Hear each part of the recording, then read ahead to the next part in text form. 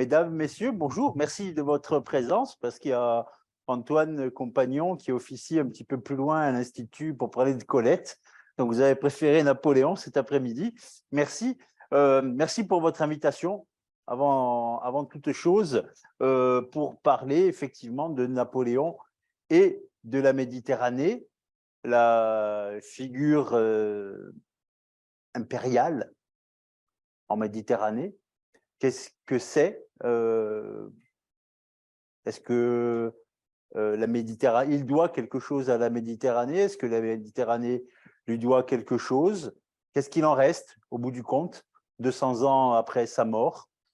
On va voir, on va parler de tout ça. Vous m'avez présenté très bien, effectivement.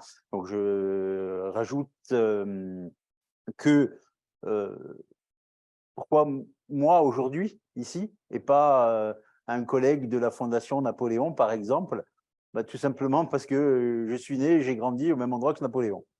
Voilà, exactement, à 50 mètres de sa maison, voilà, où je vis encore d'ailleurs aujourd'hui, pur produit de la Méditerranée, effectivement.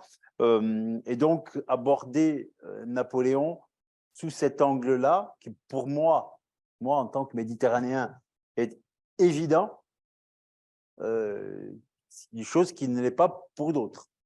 Voilà, là, je vais dire un mot qui n'existe pas, mais la méditerranéité de Napoléon, en particulier les premières années de sa vie, consacrées à son enfance à Ajaccio, peu importe, mais à ses ambitions insulaires jusqu'en 1793, c'est-à-dire de 1769 à 1793, 24 ans. Je vous rappelle qu'il est mort à 51 ans, il est mort jeune, et la moitié de sa vie presque est consacrée à l'endroit où il est né, là où il voulait faire carrière avant, c'était même pas imaginable ce qu'il a fait, et puis que la Révolution lui permette de rentrer sur le chemin de la gloire. Donc on va parler de tout ça. Le début de la vie de Napoléon, que je vais faire un blasphème, mais je vais vous le présenter comme un loser, parce que la première partie de sa vie, c'est ça. Des ambitions contrariées, une naissance dans un endroit médiocre, je le dis d'autant plus volontiers que j'en sors. Donc, il n'y a pas de racisme, de quoi que ce soit à ce niveau-là, c'est une réalité. Dans une famille, bon, on va voir ce que c'est sa famille. Est-ce que c'est un descendant des Bourbons? Est-ce que c'est un descendant des empereurs byzantins? Non, non, rien, non, rien de tout ça, rien. Rien. Ce sort presque de nulle part. C'est d'autant plus remarquable aujourd'hui. Alors ensuite, la place de la Méditerranée dans la construction de la légende de Napoléon. Parce que quand vous lisez tout, je suppose que vous connaissez les écrivains romantiques européens qui arrivent, qui émergent après la chute de l'Empire, et comme l'avait écrit Stendhal, après la lumière, nous avons eu de la boue.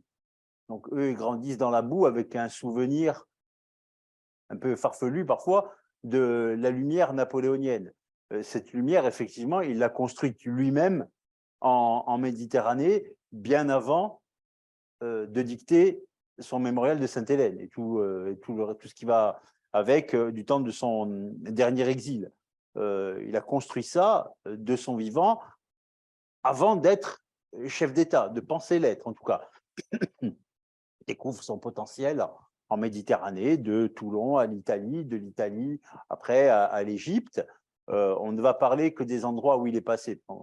Petite coupure, les rapports entre l'Empire napoléonien et la Turquie, on ne parlera pas parce qu'il n'y est pas allé. Donc on suit ses traces. Ces traces en Méditerranée qui l'amènent jusqu'en Terre Sainte, en Égypte et en Terre Sainte. Donc il se retrouve là-bas sur les pas de Jules César, Alexandre le Grand, Moïse, Jésus, enfin tout le monde, quoi. Et lui, hop, il est dans cette lignée-là. Et on va voir l'émulation que ça provoque chez lui, parce qu'il n'y va pas tout seul. Enfin, la mer Méditerranée,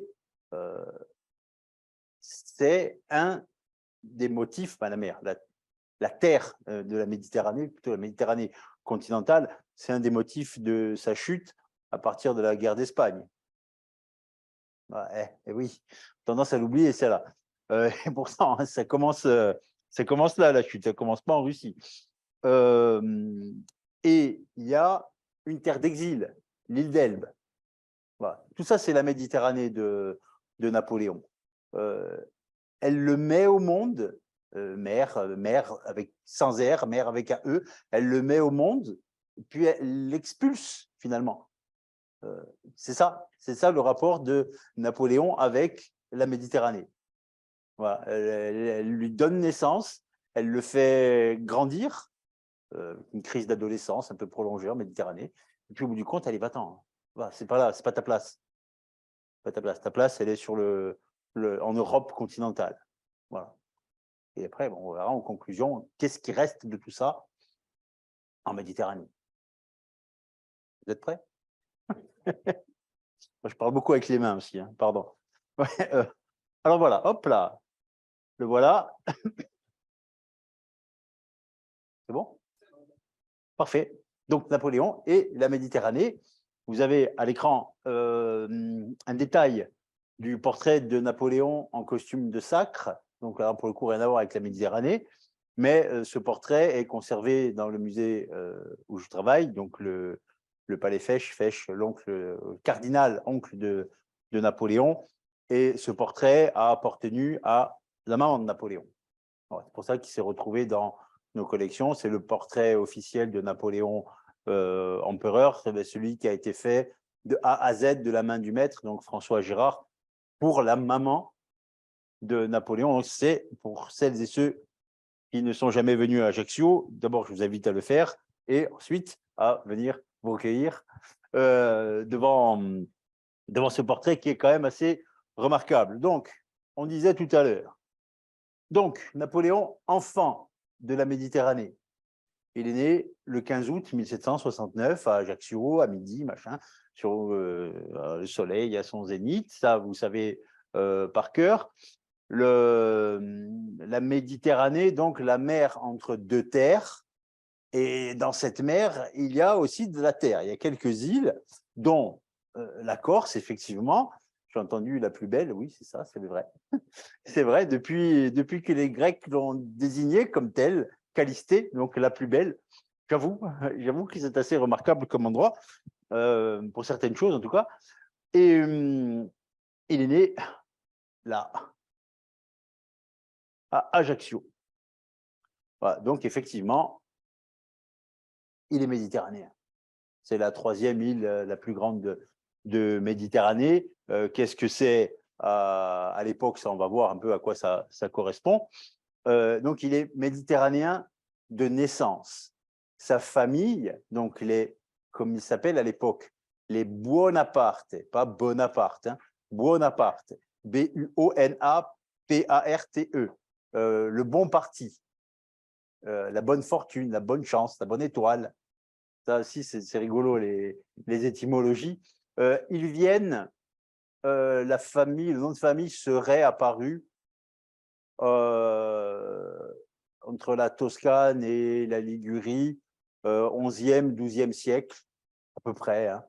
Le premier Bonaparte à venir partiellement en Corse, à faire des allers-retours entre l'Italie et la Corse, c'est à la fin du 15e siècle, pardon, je vais y arriver. Et le premier Bonaparte, Francesco, à s'installer à Ajaccio, ça date de 1514.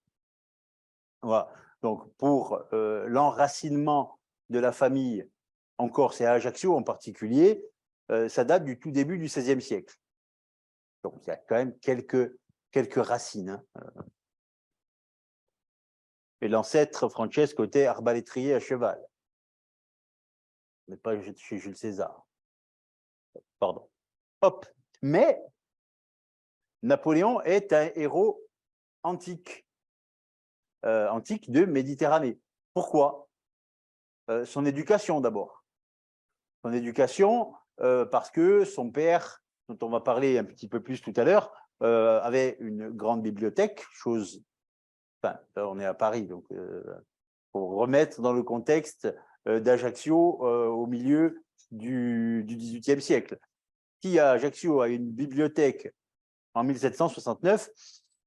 Son père, voilà. Mais sinon, il n'y a pas beaucoup. Hein. Donc, c'est le siècle, la période de la redécouverte de Pompéi, d'Herculanum, 1755.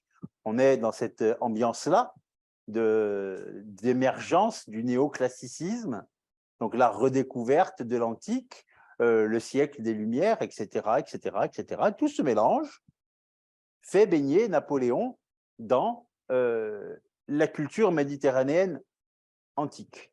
Très bien. Quand il arrivera au pouvoir, il choisira de se faire représenter à l'antique, l'Antiquité romaine en l'occurrence. Vous avez là une statue qui lui déplaisait fortement parce que correspondant peu à son esthétique, Napoléon en dieu Mars par Canova. Pour la petite histoire, cette statue, elle est à Londres, à Apsley House, chez Wellington. Donc, c'est celui qui l'a battu à Waterloo et qui a son trophée. C'est amusant, hein, parce qu'elle fait 4 mètres de haut. Elle est entre le rez-de-chaussée et le premier étage où il y a la chambre de Wellington. Et la légende raconte que tous les soirs, à Wellington, en montant se coucher, hop, il tapait la statue, dire genre, je t'ai bien eu. Hein. Ah, oui, oui. Le trophée, mais le trophée en dieu antique. C'est ça, le néoclassicisme, après, qui va glisser vers l'esthétique empire. Voilà. Il va adopter cette ligne-là plus qu'un héritage pardon, de François Boucher ou de Fragonard, un art beaucoup plus France continentale. On va rester en Méditerranée. C'est plus sérieux Napoléon en Canova qu'en Fragonard, je ne sais pas si vous l'imaginez. Hop. Alors, la Méditerranée de Napoléon, justement, qu'est-ce que c'est? Il y a la mer et il y a les îles au milieu de cette mer, les îles avec lesquelles il va avoir des rapports directs, bon, la Corse évidemment, un petit bout de la Sardaigne, l'île. Alors, attendez, parce que moi je suis familier de la géographie méditerranéenne, mais peut-être pas vous. La Corse, la Sardaigne, l'île d'Elbe qui est là, Malte, hop, ici, là, Sicile, non. Et l'Égypte, hop là, toute la partie Terre Sainte et bien entendu l'Italie, le sud de la France et l'Espagne. On ne va pas déborder jusqu'au Portugal parce que c'est un petit peu trop loin. Mais voilà, il a fait un peu un plat, un grand tour à sa façon, hein, pas un grand tour touristique, mais un grand tour militaire de la Méditerranée avec des échecs retentissants et le début de sa gloire. Tout ça, c'est au même endroit. Alors, ça commence ici. Donc, Ajaccio, en 1769, pardon, qu'est-ce que ça peut bien être? Qu'est-ce qui connaît Ajaccio ici? Alors, première question. Il y a longtemps, mais ça n'a pas beaucoup changé. Oui, j'ai entendu votre nom tout à l'heure. Ouais. Et alors, aujourd'hui, c'est la capitale administrative de la Corse depuis 1811, grâce à Napoléon d'ailleurs. C'est 72 000 habitants, donc c'est la 71e ville de France. À l'époque, qu'est-ce que c'était? Pas grand-chose.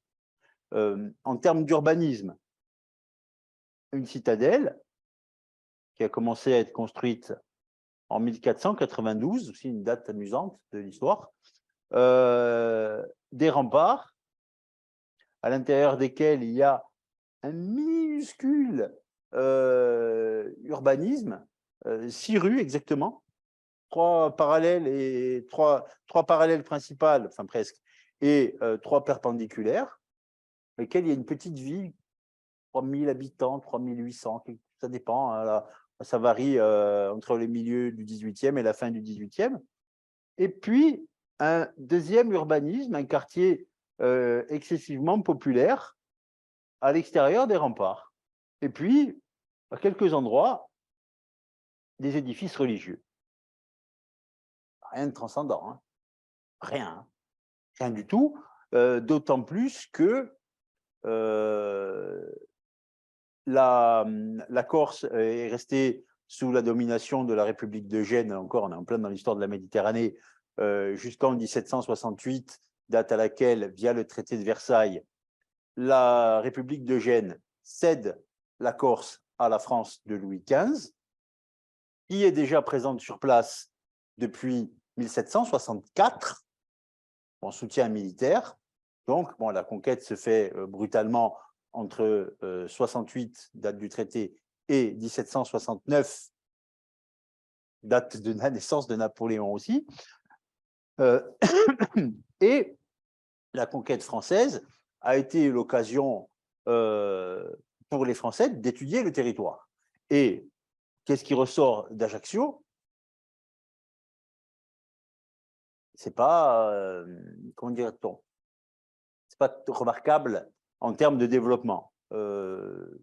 Des relevés médicaux qui sont faits, l'insalubrité de l'air, puisque, hop là, tout le monde est inhumé à l'intérieur des remparts, comme partout, hein, d'ailleurs, hein, dans le sol des églises. Mais là, en plus, il y a la problématique des remparts qui coupent le passage de l'air de la montagne le soir et de l'air marin le jour, donc l'air ne se renouvelle pas. Il y a des tanneurs, il y a des bouchers à l'intérieur des remparts. C'est pas très, très propre, hein, toujours aujourd'hui. La problématique des déchets et la plus grosse problématique, c'est l'eau potable. Il n'y a pas d'eau potable, ce qui a été un frein pendant des siècles au développement de la ville. Il y a 3 fontaines là, dans la ville et 3 citernes pour l'eau de pluie dans la citadelle. Et quand c'est la sécheresse, hop, on va là chercher de l'eau saumâtre à l'embouchure de 2 fleuves. Pas... Encore une fois, il est né dans un environnement médiocre. Médiocre. Rien. Il essaie de présager son destin. À aucun moment. Hop, mais, pardon. Oh non, c'est cassé. Voilà. Mais, comme l'a écrit Flaubert, quand il est venu à Ajaccio, en 1840, c'est pourtant là que l'empereur est né. Ben oui, c'est là qu'il est né. 2 ans avant, Balzac avait dit je suis allé voir la maison où est né Napoléon, c'est une pauvre baraque. Donc vous avez les 2 extrêmes là. Un qui s'extasie, oh, Flaubert magnifique, la maison Bonaparte, et l'autre qui dit que c'est une ruine. Ils ont raison tous les deux en fait. Aujourd'hui, tout ça, c'est le musée national de la maison Bonaparte. À l'époque où Napoléon est né, sa famille n'occupait qu'une petite partie du premier étage. Là aussi, loin de la mythologie que Napoléon a créée sur les richesses de sa famille. Il y a toujours un problème avec ça, hein, ses origines. Aujourd'hui, c'est amusant de dire qu'on... Amusant et remarquable de dire qu'on part de zéro pour arriver au sommet de l'échelle. La culture des USA est passée par là. Mais le rêve américain, il est né à Ajaccio, en fait. Ouais, c'est lui. Et hop, pardon, ça marche pas. Voilà. Pourquoi alors? Pourquoi le rêve américain, il est né à Ajaccio? Parce que ça, ce sont ses parents. J'ai mis volontairement les prénoms avec lesquels ils ont été baptisés. Parce que l'histoire a fait de Napoléon l'empereur des Français. Son nom a été francisé, il l'a francisé lui-même. Son prénom est devenu son nom. Il a été, alors pour rappel, il a été baptisé Napoléon, bonjour, Bonaparte. C'est devenu Napoléon Ier. Il y a un chemin qui a été fait hein, là-dedans. Il a nié, après avoir transformé le nom de son père, donc Bonaparte, on est à la poubelle. Là, on ne va pas faire Freud hein, cet après-midi. Et donc, le père qui a été enterré comme Charles-Marie Bonaparte a été baptisé comme Carlo Marie. Vous voyez le transfert de culture. Hein, il est né, Carlo Maria Bonaparte est né génois. Il est devenu français par la loi des armes. Et il est né génois. Pareil pour Laetitia. Laetitia, L-E-T-I-Z-I-A. Elle est baptisée comme ça. Elle est devenue Laetitia. Les sœurs, Pauline, Paolette, Caroline, Maria Annunziata. Maria Annunziata et Caroline. Pardon, hein, j'ai un reste de trachéite, hein, ne vous inquiétez pas. Je suis allé me baigner il y a quelques semaines. Bref, les parents, qui sont les parents de Napoléon? La mère de Napoléon est enterrée à Ajaccio, comme son père d'ailleurs. Et sur la pierre tombale, il y a écrit « la mère des rois ». Ah oui, ah oui.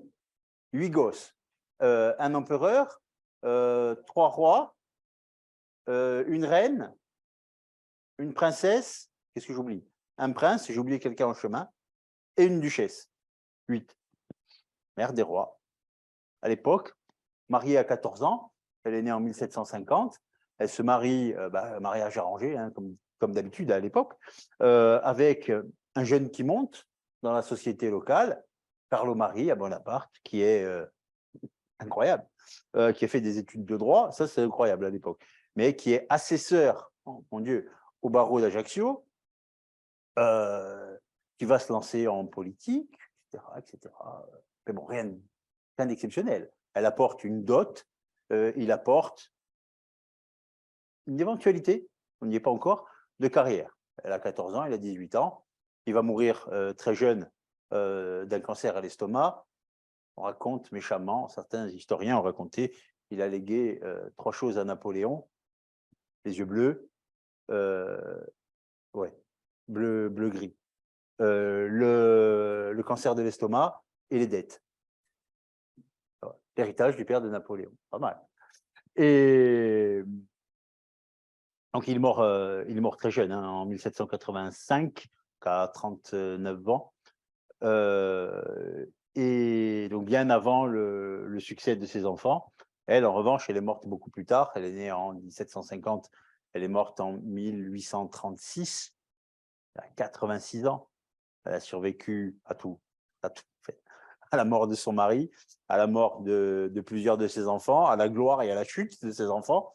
Elle a tout vu. Hein. Et elle a fini aveugle. Bon, bref. Et figure remarquable de la mer méditerranéenne. Voilà. Donc le père dit, comme lui, là j'ai été méchant tout à l'heure pour parler de l'héritage, mais la force de travail de Napoléon, c'est-à-dire parmi ses qualités, on va parler un peu de ses qualités aussi, elle lui vient bien de quelque part. Le père était un bourreau de travail, tout le temps. Tout le temps. Napoléon l'a qualifié d'être instable, trop affecté par la mode et par la dépense, un père absent, une réalité, mais pas absent pour le plaisir d'être absent. Absent parce que la politique, le droit, les affaires, des investissements plus ou moins judicieux en région ajaxienne, des terres, investir dans des terres agricoles, potentiellement agricoles, ça a causé sa perte, ses dettes et son cancer. Son père, c'est ça. Et sa mère, mariée donc à 14 ans, 13 grossesses en 20 ans de mariage, 8 enfants qui ont vécu, 5 ou 4, suivant les biographes, qui sont morts en très bas âge ou morts-nés. C'est lourd tout ça. Mais ça n'a rien de glorieux pour l'instant. Donc retenez ça surtout, les origines modestes de Napoléon. Et puis, je dis l'étymologie de son nom de famille, hein, le bon parti, la bonne fortune, la bonne étoile, etc. Même s'il a mis ce nom à la poubelle. Hein. Il est un bienfaiteur finalement. La conquête française amène, et ça c'est des morceaux de l'histoire napoléonienne dont on parle peu, très peu, parce que ça concerne la première moitié de sa vie qui est obscure, où il n'y a rien de grand dans cette période-là. Rien. 1769, 1793, rien de rien. Mais pourtant, ça existe. Ce sont ces racines profondes. Et dans ces racines profondes, il y a la brutalité de la conquête française de la Corse, parce que ça, c'est une réalité historique, c'est tout le temps comme ça, pas faire de martyr, hein, c'est pas la question. Hein. Et celui qui devient à la conquête le gouverneur général de la Corse, c'est lui. C'est le comte de Marbeuf, qui est breton, qui arrive en Corse quand la conquête est faite par la France. Enfin, avant que la conquête soit faite, il y a 3 forces en présence en Corse. Il y a la République de Gênes, qui est là depuis 1372, 400, oui, 400 ans, pardon. Il y a les Français qui sont là depuis 1764, et il y a une espèce de mythe, vous avez peut-être entendu parler, une partie de la Corse qui est indépendante et qui est gouvernée par le général Pasquale Paoli. Donc il y a 3. Oui, P-A-O-L. Un de ces 3 va gagner. Je ne sais pas lequel. Je ne sais pas. Mais il y a, comme partout en Méditerranée, des clans. En Écosse aussi. Des familles tentaculaires. Un homme se marie avec une femme, mais aussi avec tout un réseau de cousins germains. C'est tentaculaire. Et les Bonaparte, alliés à la famille de Laetitia, ont de l'influence dans les 3 partis. Les Français, les indépendants et les Génois. De toute façon, ils gagneront. Voilà. Au moment venu, quand on saura où le vent tourne, hop là, on va se mettre chez le gagnant, ce qui a été le cas, cette science de se mettre du côté du bâton. Et là aussi, dans les clichés méditerranéens, Napoléon, un homme colérique, un homme agité, rien du tout. Rien du tout. Ce sont c'est pas des Napolitains. Si on doit les comparer à quelques grandes heures de la Méditerranée, ce serait plutôt des Florentins. Voilà. Un peu plus des animaux à sang-froid que des gens issus géographiquement de l'extrême sud de l'Italie, même s'il y avait une grosse colonie napolitaine de pêcheurs à Ajaccio. Mais dans la culture, on est plus dans un héritage florentin, dans la manière de se comporter, dans la manière de manipuler. Ça, Napoléon, il a appris avec sa famille, hein, avec son grand-oncle, avec son père. Et après, bon, lui-même, sa science de la manipulation, elle a fait ses preuves. Et donc, un bienfaiteur dans tout ça. Le comte de Marbeuf, donc, qui va être celui qui va faire la carrière politique du père de Napoléon, puisqu'il va le présenter aux élections législatives plusieurs fois, en truquant les élections. Ça mériterait toute une journée. En truquant les élections, en achetant des voix. Pourquoi? Parce qu'il a besoin de lui. Parce que Carlo Maria Bonaparte parle et écrit français, le latin, l'italien et le corse.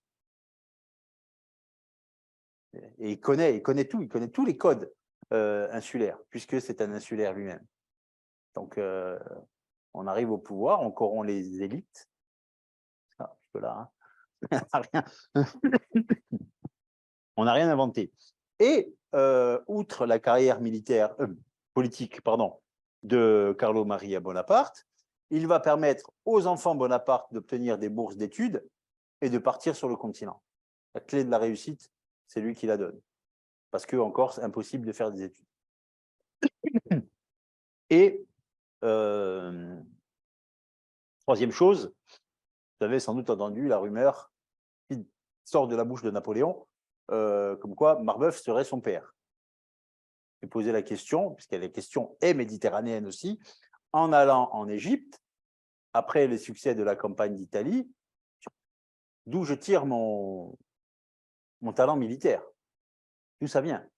Mon père c'était un avocat et un homme politique. D'où ça vient? Ah tiens, quand j'étais jeune, on me racontait que ma mère avait eu une aventure avec Marbeuf, qui lui est général. Peut-être que c'est là. Et puis, à force de calcul et tout, bon, ça colle pas. Ça colle pas du tout. Son père, c'est bien Carlo-Marie à Bonaparte. Et bon, ça, c'était la petite rumeur qui avait circulé à l'époque. Hop. Alors voilà, au début, c'est un enfant comme les autres. Son enfance corse, 9 ans et demi, passé à Ajaccio. Qu'est-ce qu'il y fait? Comment on le sait d'abord, ce qu'il a fait? Il y a les vagues souvenirs de sa mère à la fin de sa vie, quand elle les raconte à sa dame de compagnie, Rosa Melini, à Rome. Napoléon, un merveilleux mathématicien, Napoléon, enfant, un Latin lover. Elle est allée chercher loin, celle-là. Un bagarreur, il ne se laissait pas faire. Enfin, dans les yeux d'une mère, quoi. Forcément, c'était le plus beau et le plus fort. Donc, c'est pas très fiable comme souvenir. On sait où il est allé à l'école. On le sait très bien, chez les sœurs Béguine, à 2 pas de chez lui. Et puis peut-être à l'ancien collège des Jésuites. On sait les lieux qu'il a fréquentés. Bon, ça, c'est pas très compliqué, hein, tourner à Ajaccio. Et une légende raconte, une légende qui est sans doute vraie, qu'il aurait fréquenté une grotte, sa caverne de Platon à lui, sur les hauteurs d'Ajaccio. La grotte en question existe toujours, c'est un amas de 3 gros rochers. Il y a une grosse statue de Napoléon à côté maintenant, depuis un siècle, sur le lieu-dit du Cazone, la place d'Austerlitz. Sur les plans, c'est la place d'Austerlitz où il y a la grotte de Napoléon. C'est ce qui est figuré sur cette aquarelle qui date de l'extrême fin du 19e siècle. Napoléon dans sa grotte. Pourquoi faire? Pour s'y imprégner de culture antique, de livres antiques. Je vous ai parlé de la bibliothèque de son père. Un des livres de chevet de Napoléon, avant qu'il plonge dans ce côté dépressif dans la lecture du jeune Werther de Goethe, il s'est imprégné des hommes illustres de Plutarque. Alors vous allez me dire, il y a un gosse de 9 ans qui lit Plutarque. Ouais. Voilà. Peut-être. Ça se dit. Ça se dit beaucoup. Il est intelligent, n'oubliez pas. Et puis il s'en va, donc 9 ans et demi, il quitte la Corse pour la première fois. Et il quitte sa famille. Pour quel destin? Qu'est-ce que ça va être son départ à lui? Imaginez, 9 ans et demi. 9 ans et demi, il obtient une bourse. Son père lui dit, bon ben, allez hop, maintenant, hein, toi, tes frères, vous partez? Mais pourquoi? Pourquoi on part? Pour avoir une éducation, chose qu'ils ne peuvent pas avoir en Corse. Voilà, c'est comme ça, c'est un fait. Donc, comme le père de Napoléon, encore une fois, c'est tout sauf un imbécile, et que la petite réussite qui est la sienne, il la doit en grande partie à son éducation qu'il a reçue en Italie, puisqu'il est docteur en droit. Doctorat, il a eu plus tard, mais il a fait son cursus de droit en Italie. Et le départ, mettez-vous dans la peau d'un enfant qui quitte sa terre et sa famille. Le pays du soleil, pour aller à Brienne, en hiver, en passant par Autun, où il apprend le français avec son frère Joseph, son frère aîné Joseph, un stage accéléré d'apprentissage du français. Il ne parle pas le français.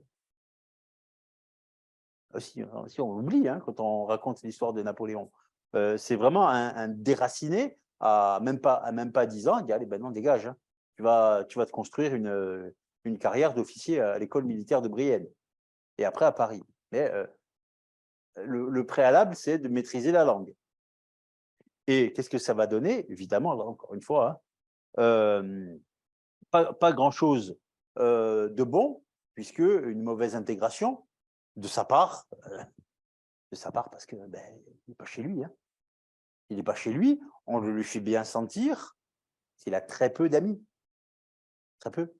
Il y en a, hein, pas non plus en faire un asocial. Mais il est rejeté par d'autres enfants de son âge parce que les origines sont différentes.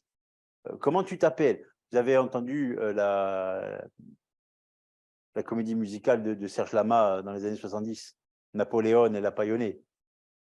Napoléon et la Paillonnée. Ça vous dit rien. Bon. C'est pas grave. Mais je vous en veux pas. Comment tu t'appelles? Napoléon et Bonaparte. Comment? Napoléon et la Paillonnée. Voilà, la moquerie de l'époque. C'est un enfant qui a jamais vu la neige. Enfin, il l'a jamais touché. Il l'a vu, mais il l'a jamais touché. Il arrive à Brienne en plein hiver. Il découvre l'eau gelée. Il ne sait pas ce que c'est. Ça, c'est écrit. Hein. On sait qu'il a joué avec son gobelet et il y avait de la glace dedans. Il ne savait pas ce que c'était. Et donc, action-réaction, il se reprojette en Corse et celui que la mythologie insulaire a fait héros, c'est Pascal Pau, que Napoléon désigne à ce moment-là, comme il n'est pas bien ici, il se projette en Corse et il en veut à son père de l'avoir mis là où il est à l'école, et il se rêve un héros. Et ce héros, c'est Pascal Pau, son père spirituel. Et il écrit « Un jour, moi aussi, je serai Pau ». Ce sera quand même un petit peu plus que ça, comme il rêve d'être un joueur de 4e division, et puis il devient Lionel Messi. Mais bon, ça, il ne le sait pas encore. Hop. Et la Corse, j'ai parlé au début de Napoléon, Napoléon loser. C'est ça. Ce qu'il faut retenir de la première partie de sa vie, c'est ça. Il fait ses études, Brienne, Paris, il en sort avec ses galons d'officier, il est muté dans la Drôme, il multiplie les congés sans solde pour faire des allers-retours en Corse, et comme son frère Joseph, comme son oncle Joseph Fesch, le demi-frère de sa mère, il espère une place à Ajaccio. Il n'y a pas encore eu la Révolution. Hein. Donc, mon Dieu, vivre sur le continent toute ma vie, non, je ne peux pas. Je peux pas. On doit faire des affaires encore, parce que c'est ce qu'ils ont fait depuis qu'ils sont arrivés en 1514. L'ambition est insulaire. Très bien, ok. Donc, il finit par obtenir un poste, après, au moment de la Révolution, de lieutenant-colonel de la garde nationale posté à Ajaccio. Mon Dieu. Son frère est adjoint au maire. Waouh! Petit avocat, il prêtait serment à Bastia, il est avocat à Ajaccio, et il est adjoint au maire. Mon Dieu, il va être roi de Naples et roi d'Espagne après. Imaginez les écarts, enfin, c'est incroyable. L'oncle Fesch, qui va être cardinal, il est archidiacre de la cathédrale d'Ajaccio à ce moment-là, au moment où la Révolution éclate. Et là, il y a écrit la chute. Vous voyez sur l'image Napoléon qui commande le bateau. Là aussi, quand on connaît les rapports de Napoléon à la mer, bof, hein, mais c'est la légende, c'est comme ça. Avec sa mère, ses sœurs, ses frères qui sont là, tout le monde part en 1793. Qu'est-ce qui s'est passé entre 89 et 93? Ces 4 années décisives dans le destin de Napoléon. La désillusion de l'endroit qu'il avait être nul des prophètes en son pays. Voilà, encore une fois. Pourquoi? Bon, il a bien cherché aussi. Hein. Comme sur le continent, il va y avoir en Corse l'onde de choc de la Révolution, avec 2 partis, les extrémistes et les modérés. Vous vous doutez bien, ils ne vivent pas dans la modération. Donc, on va opter pour le robespierrisme. Ça a failli lui coûter la tête hein, un petit peu plus tard. Donc, un parti, voilà, un État fort. Si on n'est pas d'accord, ben, ok, on meurt. Hein. En revanche, celui qui est à la tête de l'administration de la Corse, Paoli, qui est toujours là, lui, beaucoup plus modéré, il est contre l'interventionnisme français, encore ok pour être français depuis qu'il y a la Révolution, C'est-à-dire que depuis que la monarchie de droit divin a perdu son pouvoir, je vais faire un raccourci, ok, il n'y a pas de problème. Mais on nous laisse au milieu de la mer, on n'intervient pas trop. Loin, loin, loin, loin, loin, loin. Or, à ce moment-là, la Corse est en plein milieu des guerres de la Révolution. Évidemment, ce n'est pas un endroit hors du temps et hors de l'espace. C'est encore aujourd'hui le point le plus avancé de la France en Méditerranée. À côté de la Corse, on l'a vu au début, il y a la Sardaigne. La Sardaigne qui est alliée avec les Anglais. Il n'y a pas loin, il y a 12 km entre la Sardaigne et la Corse. Paris, comme la France est attaquée de tous les côtés, y compris par la Méditerranée, on voit d'un très mauvais œil la présence britannique autour des côtes de Sardaigne et pas loin de la Corse. Donc, ordre est donné d'organiser une expédition en Sardaigne pour la conquête et pour que les Anglais s'éloignent un petit peu. Ça va rater. Et ça, c'est l'origine, un des principaux motifs de la chute de Napoléon en Corse, parce que il fait partie de la dite expédition que Pascal Paul organise, mais du bout des doigts, qui est tellement mal organisée qu'elle est vouée à l'échec. Napoléon ne commande pas, il fait juste partie du contingent.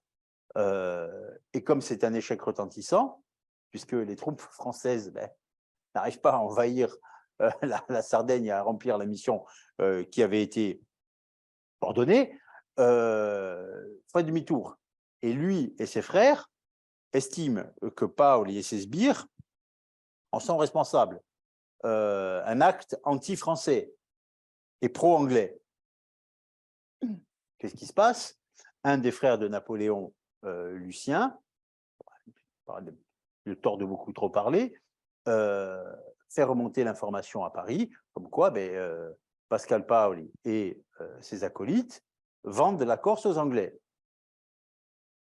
Fier de son coup, il écrit à ses frères, il écrit en italien, mais peu importe, Paoli et Pozzoli Borgo, décrété en état d'arrestation, notre fortune est faite.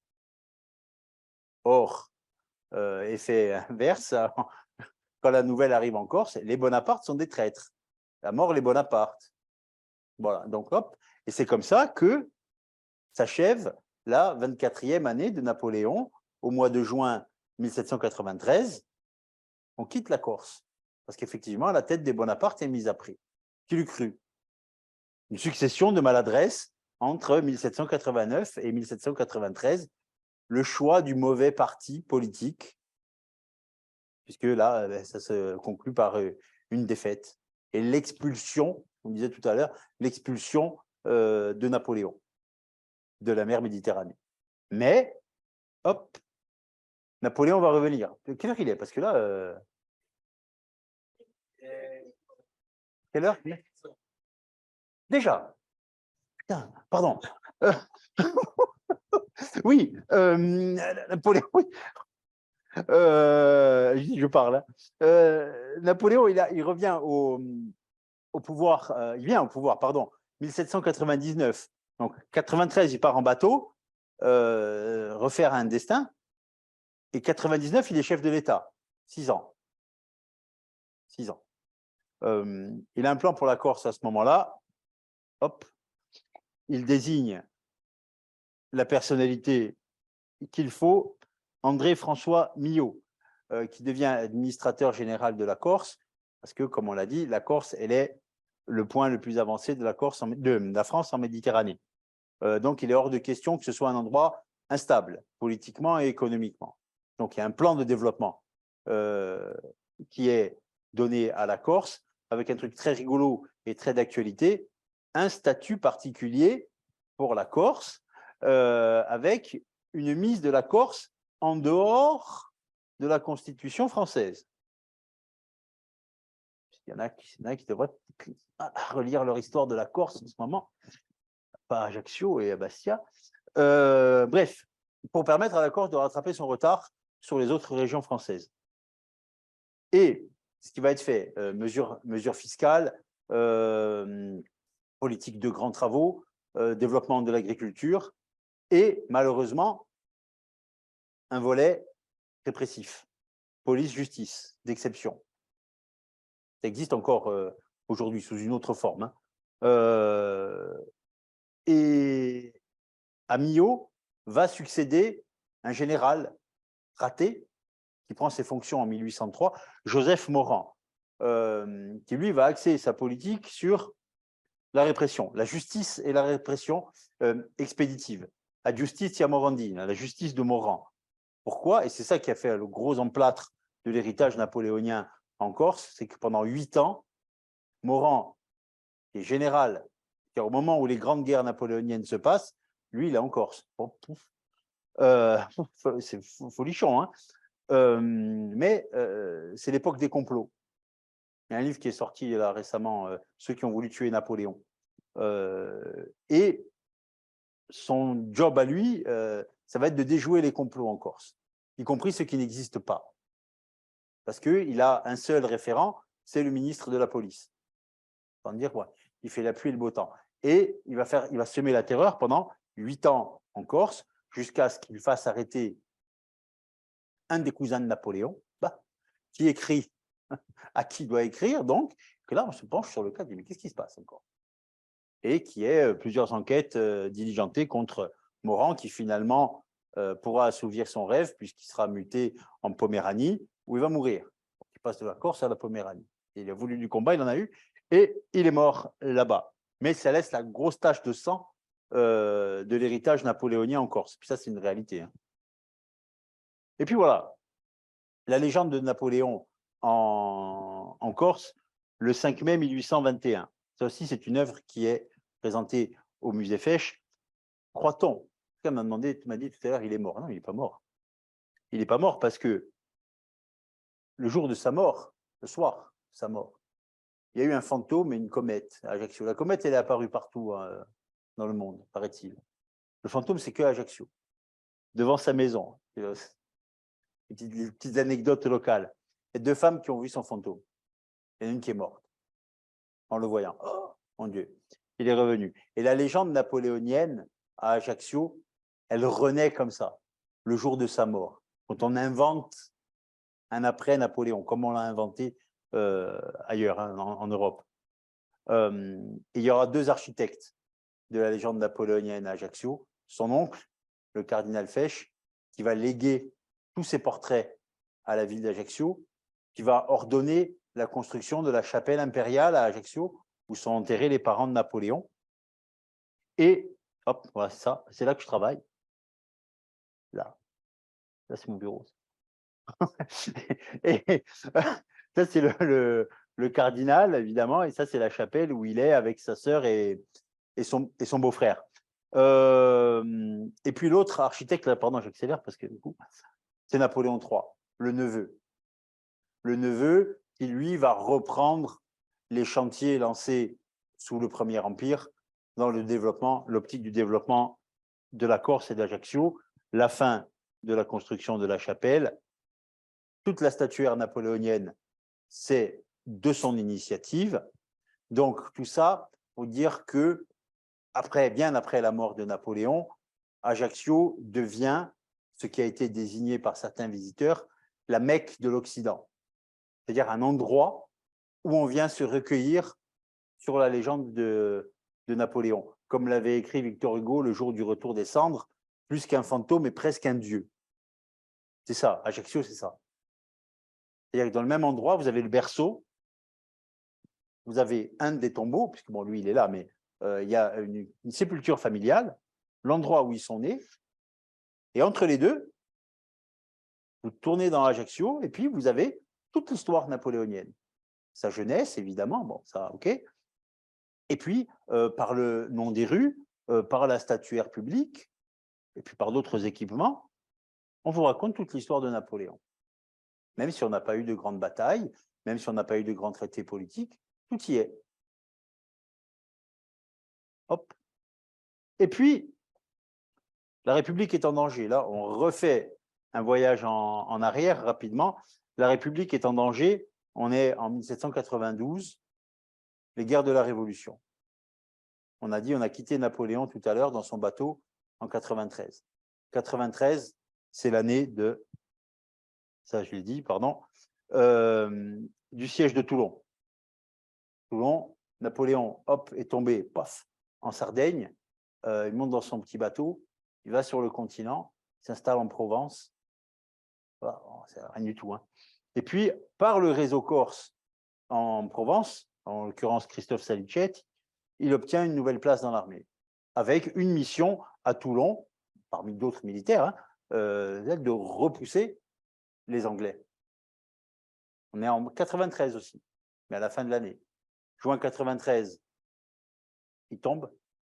Décembre 93, à Noël, il est général. Ce grand écart, ce passage entre la Corse et l'autre rive de la Méditerranée, en 6 mois, 0 à général.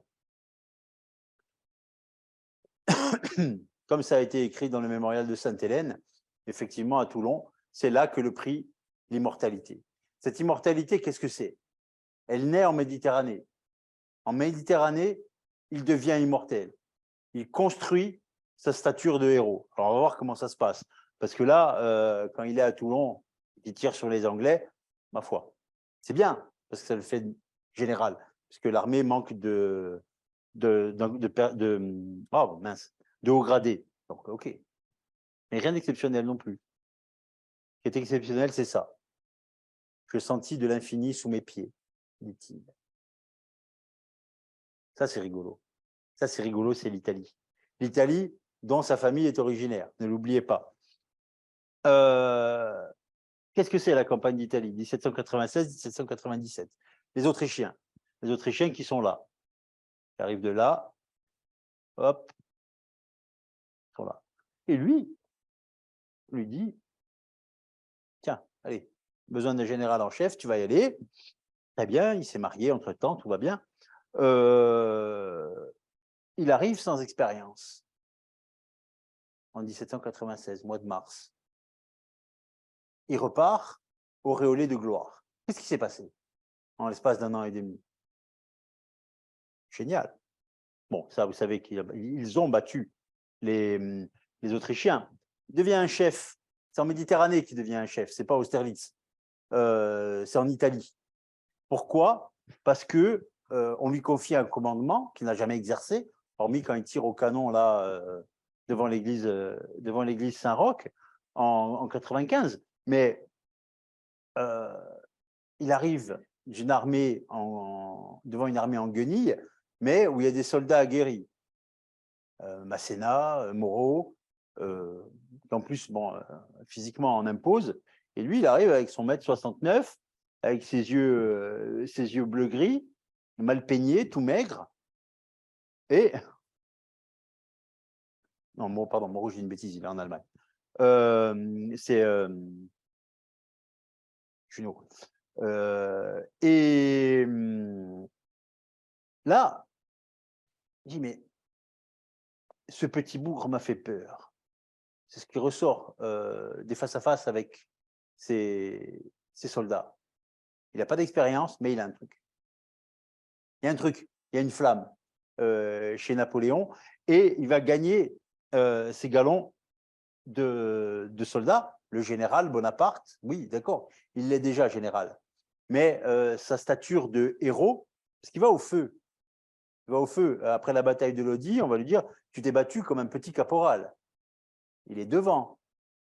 Il fait n'importe quoi des fois, comme à Arcole, où il prend le drapeau pour entraîner ses troupes. Pardon?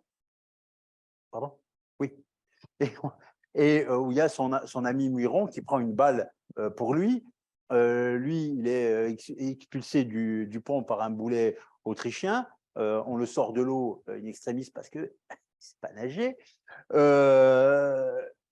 de trucs comme ça. Mais la légende, il l'a raconté lui avec sa science de la communication qu'il invente d'ailleurs pour l'occasion, les bulletins de l'armée d'Italie, le général Bonaparte vainqueur, l'armée d'Italie vole de victoire en victoire, etc.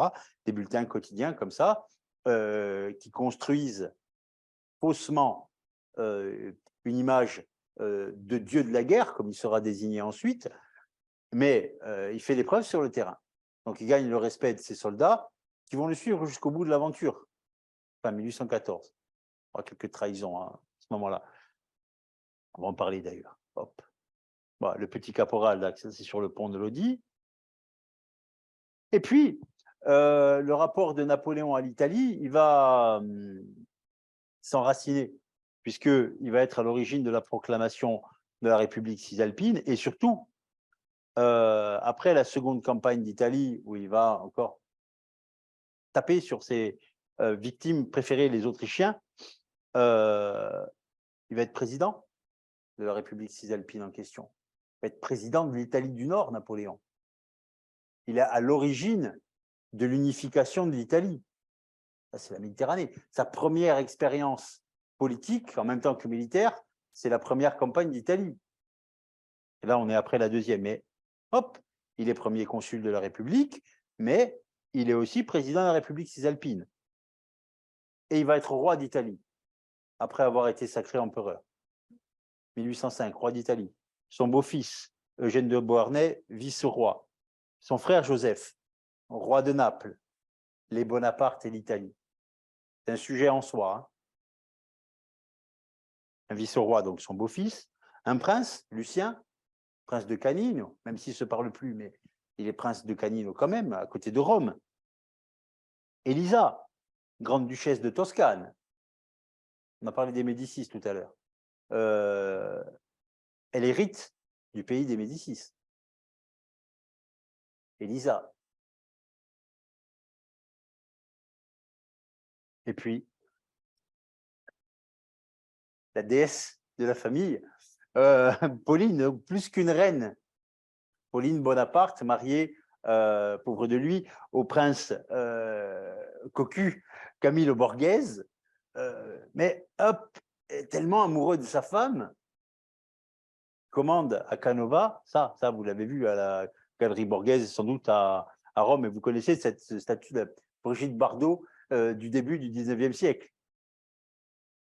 Elle sort d'Ajaccio, hein, aussi. Mais c'est incroyable, ça, incroyable. Cette femme, là on n'est plus dans la politique, hein, on est dans le statut de la femme et la statue de la femme méditerranéenne au début du 19e siècle. C'est étonnant.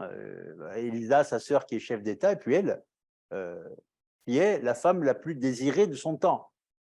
Comme sa mère était, je me dépêche, réputée pour être la plus belle femme de Corse, elle a été la plus belle femme d'Europe. Elle le savait, hein, qu'elle était belle. Mais bon, elle en est morte d'ailleurs, au passage. Elle en est morte. Petite maladie, bon bref. Après l'Italie, le rapport à l'Italie, le rapport à l'Égypte. Dans la poursuite de la campagne d'Italie, la première, on l'envoie en Égypte. Une mission hautement plus prestigieuse, mais à la fois hautement plus dangereuse. Hop, les Ottomans, les Mamelouks, les Anglais, tout le monde est là. Donc, on dit, allez, on va l'envoyer là-bas parce qu'il commence à être fatigant. Il ne faut pas qu'il se réinstalle à Paris, puisqu'après la première campagne d'Italie, il est revenu s'installer là, dans le quartier un petit peu plus loin. On a rebaptisé la rue où il habitait, rue des Victoires, en son honneur. Bref, trop dangereux. Et donc, cette expédition, qui a duré jusqu'en 1801, lui, il va déserter en 99. Elle commence par la prise d'Alexandrie. Je vais vous faire vite tout ça. Militairement, ce n'est pas un succès comme la campagne d'Italie. C'est un échec, parce qu'il va échouer aux portes de Saint-Jean d'Acre. Mais il y a quelques coups d'éclat. Donc, la prise d'Alexandrie en 98. Soldats, songez que du haut de ces pyramides, 40 siècles d'histoire vous contemple. Ça, vous le savez aussi. Continue à construire la légende. Et puis, se développe, autre que le soldat, le chef de guerre imbattable, ce qui va être pendant 20 ans, il va développer son côté mystique pour deux raisons. La première, c'est que bon, le type connaît son histoire. Il connaît l'histoire de la Méditerranée. et il y a l'épisode des pestiférés de Jaffa. Parce que ça, c'est magnifié par le tableau. Mais c'est pas, alors là, pour une fois, c'est pas du mensonge, parce qu'il y était. Il était au contact du malade. Aux grandes dames des médecins. Mais non, on va tous attraper la mort. Ben non. Ben non. Il y a une familiarité avec la mort qui fait que, d'abord, il n'en a pas peur, lui comme les autres, les autres soldats. Hein. Puis il se dit, je suis intouchable, je ne peux pas me battre. Personne ne peut me battre. Ce qui est le cas à ce moment-là. Même pas la mort. Il devient, encore une fois, c'est un militaire, j'enfonce une porte ouverte, hein, mais il devient un compagnon de route. Ça, ce côté mystique, Napoléon en a pris conscience en Italie par son invincibilité, puis là-bas, en Égypte, sur les pas d'Alexandre, de Jules César et des autres, et des pharaons. Bon, Saint-Jean d'Acre, on l'a dit, là, c'est là. Hop là, on comprend qu'on n'est pas forcément très doué. Lui, son truc, c'est la vitesse. Hein. Et la vitesse, devant les murs, ça ne marche pas. Hein. C'est la pure loi de la physique. Donc, un échec devant la forteresse de Saint-Jean d'Acre, demi-tour, l'expédition d'Égypte pour ouvrir les portes vers la route des Indes est un échec. Hop, on ne va pas rester sur un échec. On revient en Égypte, bataille terrestre d'Aboukir, le 25 juillet 1799, avec une décharge exceptionnelle de cavalerie de son beau-frère, qui n'est alors que général et qui va devenir maréchal par la suite, Murat, qui va prendre une balle dans la bouche. Aussi, le rapport à la mort est très intéressant.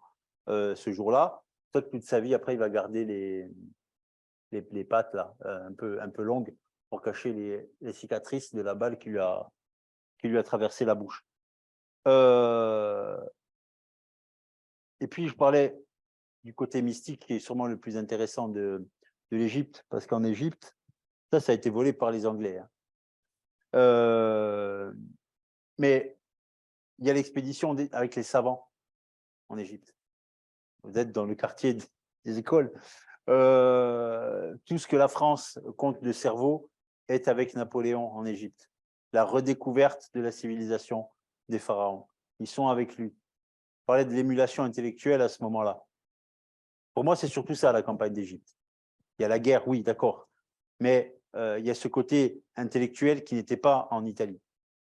L'Italie, l'invincibilité en Italie, quelques succès militaires en Égypte, mais être au centre de la naissance des civilisations et l'une des plus grandes de l'histoire, sur les pas des plus grands hommes de l'histoire.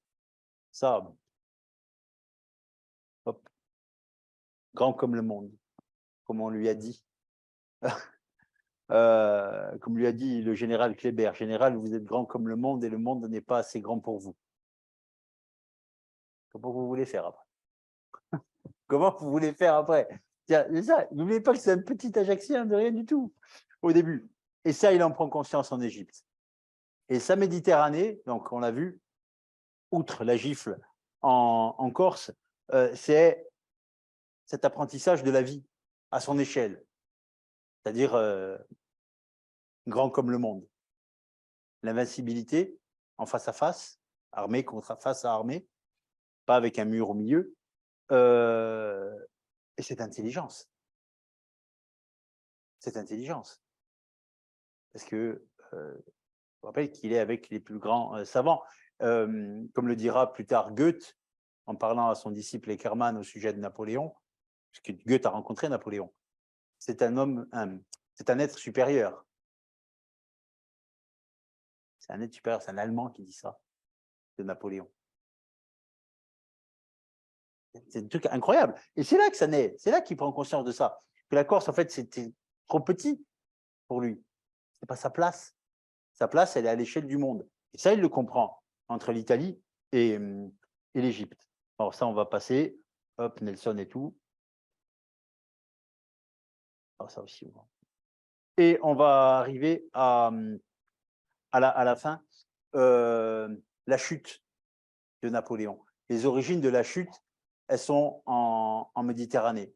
quand il y a une guerre de succession en Espagne entre Carlos IV et Fernando VII, bon, il va mettre tout le monde à l'heure, va arbitrer, et il va mettre son frère Joseph. L'arbitrage français dans la guerre de succession d'Espagne ne plaît pas aux Espagnols. Donc le peuple se soulève. Là, vous avez les deux tableaux de Goya, 12 et 13 de Mayo, qui vont amener à la répression et à la mise en place de Joseph, roi d'Espagne. Il passe de Naples à Madrid dans ces conditions-là, dans un contexte de soulèvement populaire. Ça veut dire que ce n'est pas gagné pour lui, tant plus que Joseph étant un homme tranquille, le conflit ne lui plaît pas beaucoup, ce n'a pas été un grand roi, que ce soit à Naples ou en Espagne. Et en Espagne, il va créer, déjà il arrive dans des mauvaises conditions, et à peine arrivé, il va créer les conditions propices à sa chute.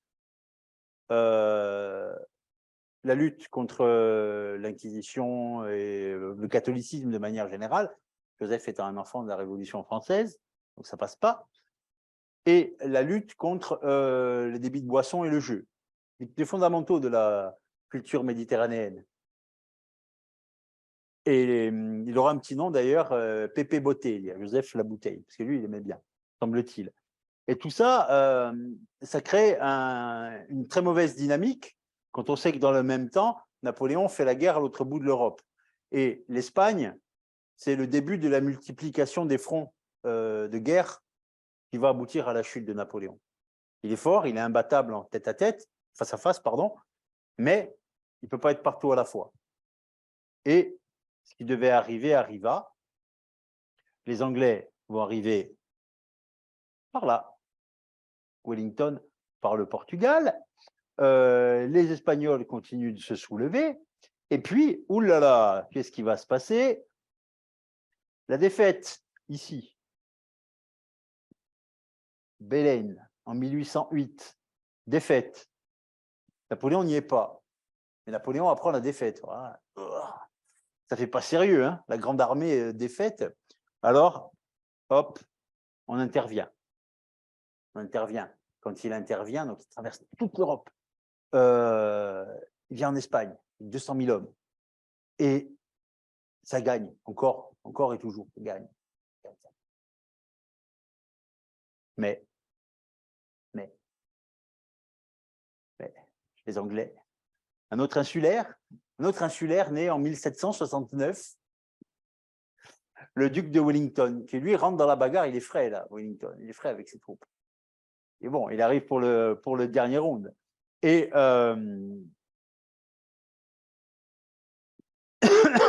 Wellington va faire réussir, de toute façon, les Français vont être repoussés d'Espagne en 1813. Et puis là, alors là, vraiment, on est vraiment dans la chute. Hein, la campagne d'Espagne qui est une catastrophe, la Russie 1812, la campagne d'Allemagne 1813, mais là, on n'est plus dans la Méditerranée.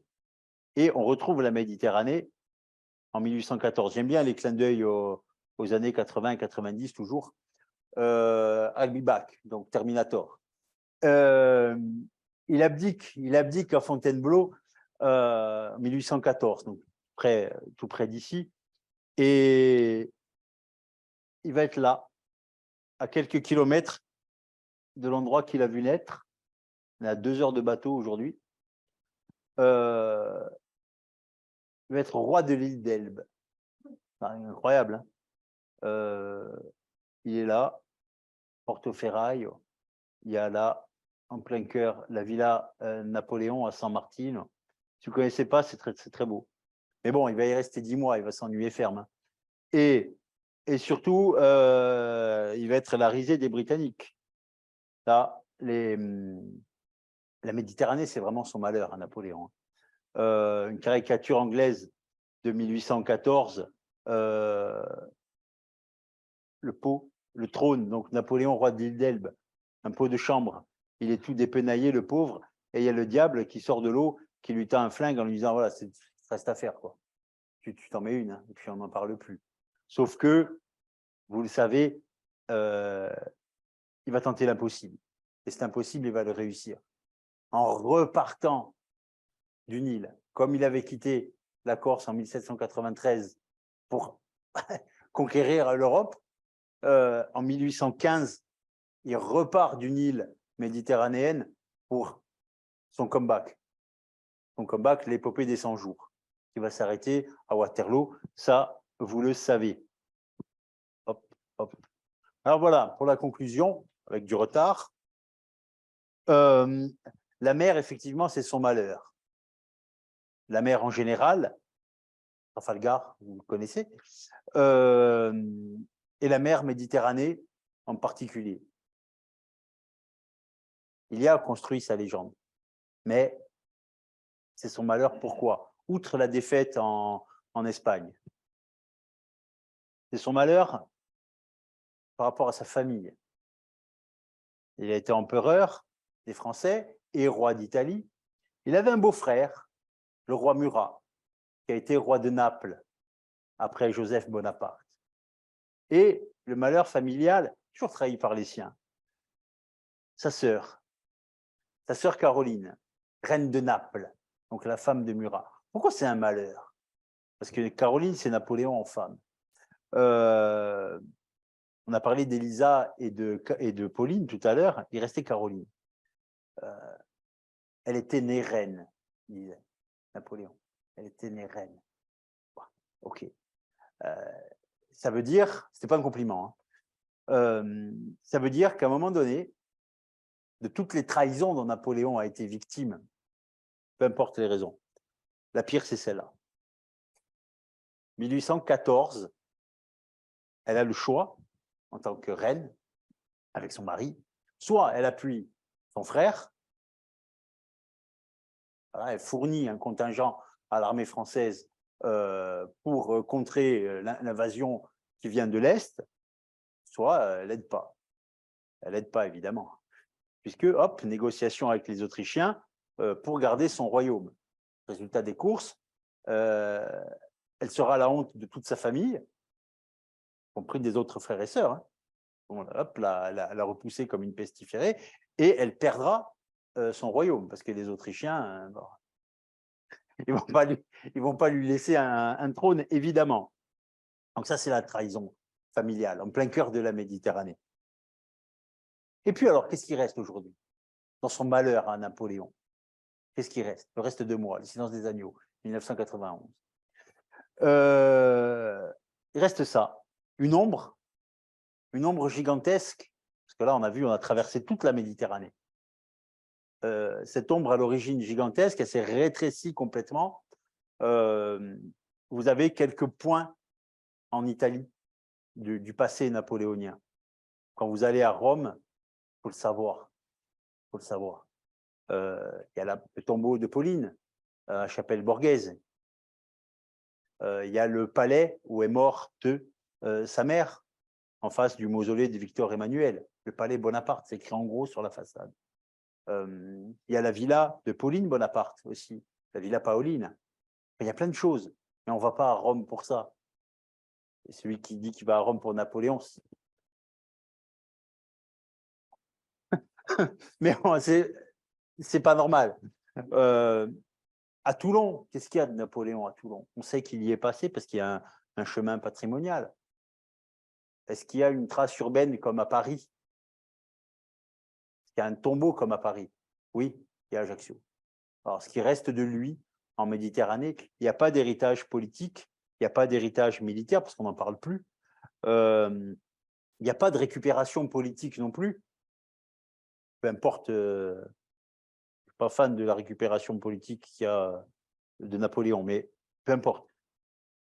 Il reste Ajaccio, l'endroit où il est né, l'endroit qui a été conçu en 1492, mais qui s'est épanoui au XIXe siècle par son fait à lui, et qui est devenu ensuite, par l'action de Napoléon III et du cardinal Fesch, le lieu qui sent Napoléon. Vous venez à Ajaccio, il y a du Napoléon partout. Alors nous, on est tellement dedans, on ne fait même pas attention. Mais quand le visiteur arrive, là, Qui c'est Napoléon? Qu'est-ce qu'il a fait? On parle que de lui. Ben oui. Ce qui reste de Napoléon au bout du compte, Paris excepté, c'est son berceau. C'est son berceau qu'on a de plein gré ou contre notre gré parfois magnifié et perpétué. C'est Ajaccio. Ajaccio, c'est Napoléon. Voilà ce qui reste de lui en Méditerranée. Là, l'endroit où il est né. C'est fini, j'ai fini. Merci. J'ai débordé un peu, pardon, d'un quart d'heure. Merci beaucoup. Oui, j'ai été toujours frappé par l'analogie historique des lieux de naissance à la fois de Napoléon et de Staline. Ils sont tous les deux nés à la périphérie de leur pays. Ouais. La Géorgie pour Staline, et il y a toujours un musée à Gori, et parler du Palais Fèche à Ajaccio. Voilà. Alors, oui, en fait, il y a 3 musées pour Napoléon à Ajaccio. Il y a le Palais Fèche et la chapelle impériale, en fait, c'est 2 en 1. Il y a le musée de l'Hôtel de Ville et il y a la maison Bonaparte. Alors, on est mieux que Staline. Hein. Voilà. Oui, oui, il est dans la périphérie. Ouais. Voilà, comparaison, c'était un petit peu autoritaire tous les 3, on va dire. Ouais. Napoléon dépressif, vous en avez parlé au début, mais Napoléon punk. Alors, punk, oui. Oui. Au-delà du titre, qui est un peu racoleur, parce que, bon, en termes de correspondance historique, ça ne marche pas. Hein. 18e siècle et 19e siècle pour Napoléon, fin des années 70 pour le punk. Simplement, punk dans le côté transgression, refus du pouvoir, provocation et transgression. C'est pas un camé Napoléon comme le chanteur des Sex Pistols, c'est pas la question. Mais il se révolte sans cesse. Punk dans le sens révolte contre le système. Et c'est toujours comme ça. Il revient en Corse, ça lui plaît pas. Il veut être lui, chef à la place du chef. Donc ça lui plaît pas. Il se révolte. Il prend une, mais c'est ça. Quand il est en Italie la première fois, pas oublier qu'il est soldat.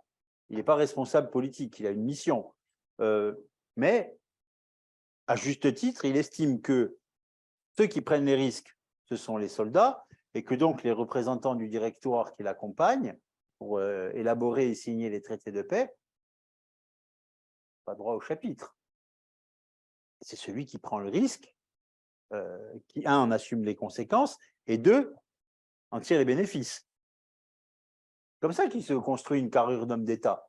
C'est moi qui fais, c'est moi qui fais jusqu'au bout.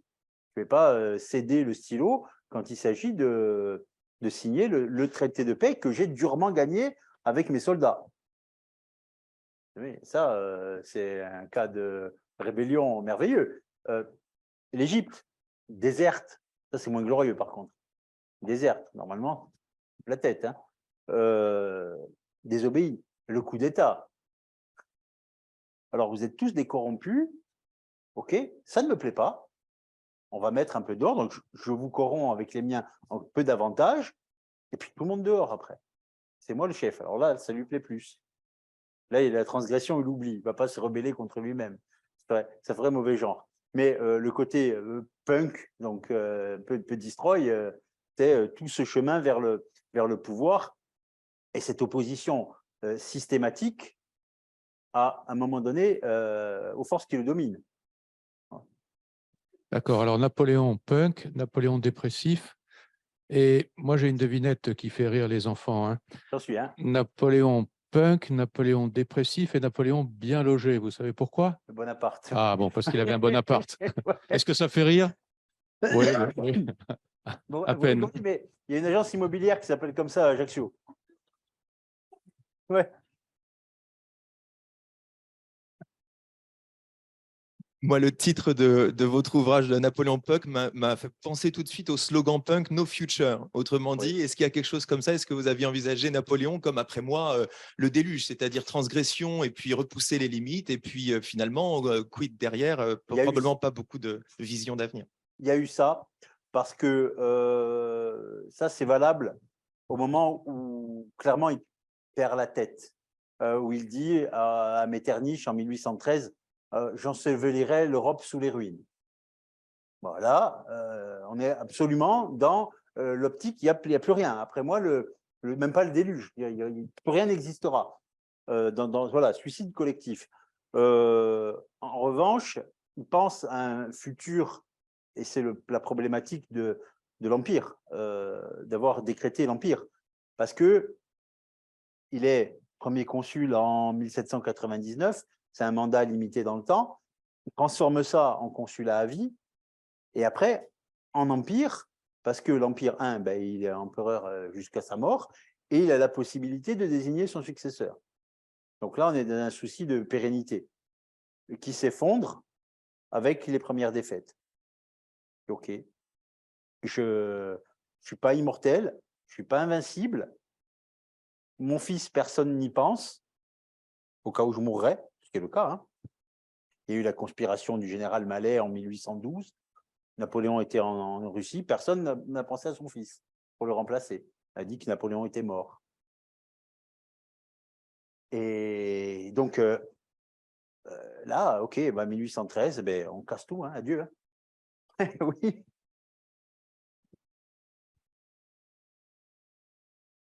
Oui, dans l'aventure de Napoléon, parce on peut se demander, il était le bienvenu après cette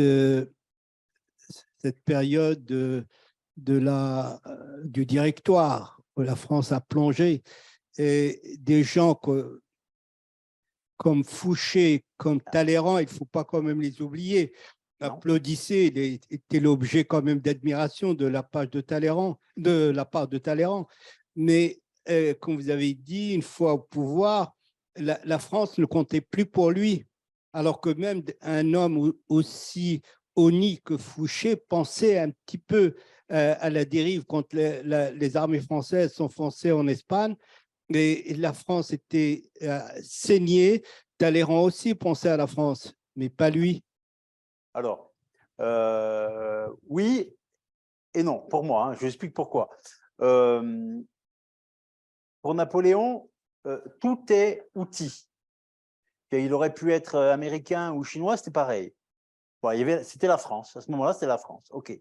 Donc, il s'en est servi comme d'un outil pour son immortalité. À un moment donné, bon, il y a ça.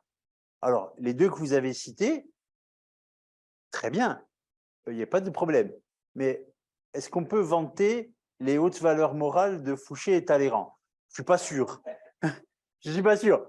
Est-ce qu'ils pensaient à la France ou à ce que la France pouvait leur apporter en termes de richesse et de conservation de leurs prérogatives, puisque ils ont trahi, alors ils ont fait couper la tête d'abord, et puis après ils sont allés avec Napoléon, puis ils sont allés avec Louis XVIII, tac, tac, tac, tac. C'est des serpents, hein. Oui. On ne peut pas voir ça uniquement sous l'angle moral. Pas oublier quand même. Oui, enfin, c'est un peu plus compliqué. J'avoue que quand on lit le Fouché de Stefan Zweig, c'est autre chose quand même. Hein. Ou même Talleyrand d'une forme romancée de Jean Aurieux, c'est autre chose. C'est beaucoup plus compliqué de dire moral, c'est gentil, c'est méchant. Non, non. Je crois que la France ne comptait pas. D'ailleurs, comme vous l'avez très bien dit, il aurait pu broyer une armée issue des terres suédoises. C'est lui qui compte. Mais la France qui a quand même perdu cette jeunesse, c'est un pays quand même agricole. Ce sont des jeunes qui manquaient à la terre et qui manquaient pour reproduire d'autres Français. C'est ça, c'est cette cécité de cet homme qui est impressionnante parce qu'il était un homme au-dessus du panier quand même. Oui. C'est ça qui est curieux. Là, je suis entièrement d'accord avec vous sur le côté, malheureusement, la bête de guerre qu'était Napoléon, qu'il prend conscience de sa supériorité d'abord à ce niveau-là, grâce à la qualité de ses soldats, de son intelligence, de sa stratégie, tout ce que vous voulez, mais ce sont les soldats qui font la guerre. Et que même si c'est leur métier d'aller systématiquement au sacrifice et à la bagarre, même si on sait qu'on est le plus fort, c'est pour ça qu'il a été trahi par ses maréchaux en 1814. Dire maintenant, c'est stop, quoi. Stop, mais c'était trop tard. Il y a eu tellement de guerres, après, 200 ans après, c'est facile, hein, mais tellement de guerres qui auraient pu être évitées après Austerlitz. Austerlitz, c'est une leçon. Pour moi, je vais aller jusqu'au bout du truc. La guerre me dégoûte. Les guerres me dégoûtent. En ce moment, on est servi. Hein. Parce qu'il y a des gens qu'on envoie mourir. D'accord, ok, c'est leur métier, très bien. Bon, la belle affaire. Ils meurent quand même. Hein. Et ils disparaissent. C'est ça le problème. Et lui, il est allé trop loin là-dedans. Il a hérité d'une situation de guerre, puisque au départ, les guerres de la Révolution, ben, il y est pour rien. Hein. C'est pas lui. Lui, il est juste soldat. Il y met un terme, c'était une brève période de paix pendant le consulat, puis ça repart. Ça repart, ok. Austerlitz craque et derrière, privilégie la force au détriment de la diplomatie. Ça, c'est sûr. C'est bon. Bon, merci infiniment. Merci à vous. Merci à vous. Merci beaucoup. Voilà, je suis obligée de couper parce qu'il y a une autre séance normal. après. Donc, merci infiniment. Merci.